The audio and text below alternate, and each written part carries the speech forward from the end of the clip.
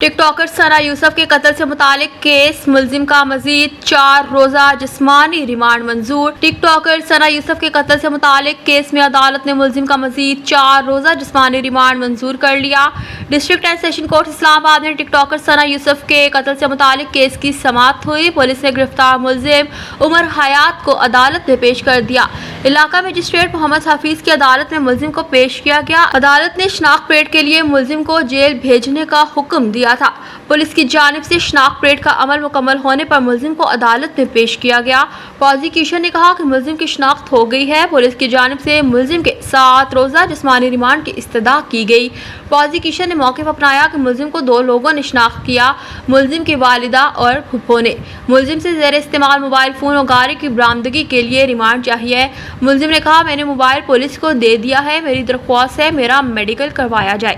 عدالت نے ملزم کے میڈیکل کی ہدایت کر دی۔ ملزم نے کہا، میرا فیملی سے رابطہ نہیں، ان کو پتہ ہے کہ وکیل کرنا ہے یا نہیں۔